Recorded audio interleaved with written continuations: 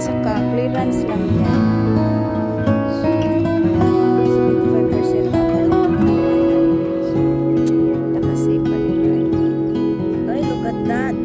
Yung ano, yung hindi maganda yung laki niya, pero ang bulaklak niya, tingnan nyo, ang sunflower.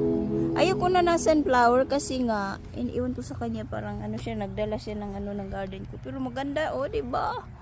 So, ang ganda. Yes. Beautiful. Yan pa din. At yan.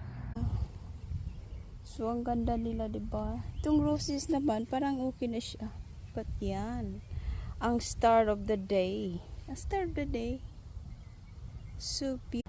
So, ito na ang aking nag-iisang Black Eye Susan. Buti na lang bumalik siya. May bumalik. Tingnan nyo, ang ganda. O, diba? Super ano niya.